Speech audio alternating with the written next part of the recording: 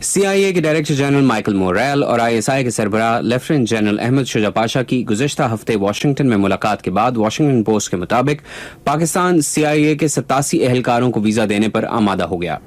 اس کے ساتھ یہ بھی طے پایا کہ وہ اپنی تمام تر سرگرمیوں کے متعلق حکومت پاکستان کو آگاہ رکھیں گے۔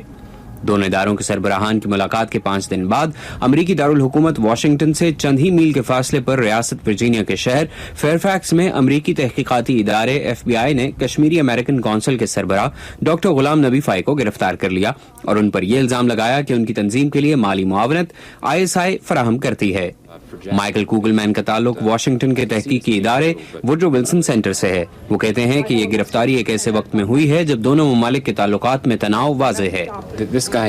یہ شخص واشنگٹن میں کئی دہائیوں سے کام کر رہا تھا، اسے ابھی ہی کیوں گرفتار کیا گیا ہے؟ 10 سال پہلے کیوں نہیں؟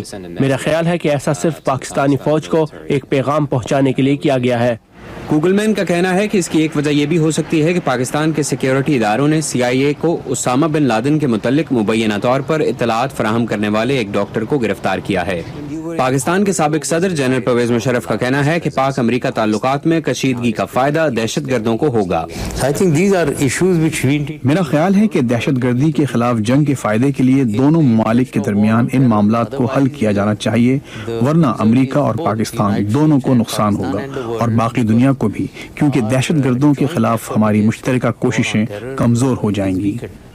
دوسری جانب افغانستان سے امریکی فوج کے مرحلہ وار انخلاء کا آغاز ہو چکا ہے اور وہاں سیکیورٹی کی ذمہ داریاں افغان فورسز کو منتقل کی جا رہی ہیں۔ اس صورتحال میں صدر آصف علی زرداری کے حالیہ دورہ ایران اور سعودی عرب کو واشنگٹن میں غیر معمولی اہمیت دی گئی۔ میں سمجھتا ہوں کہ یہ ایک تشویش کن امر ہے، مگر میرے خیال میں امریکہ جانتا ہے کہ وہ اس بارے میں کچھ نہیں کر سکتا۔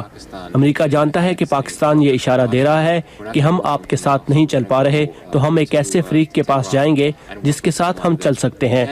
وہ فریق آپ کو پسند نہیں، مگر آپ واشنگٹن میں بیٹھ کر کچھ نہیں کر سکتے۔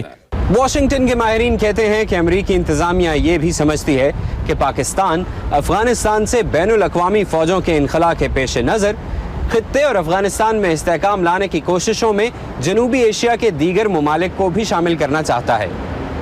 محمد عاطف، اردو VOA، واشنگٹن۔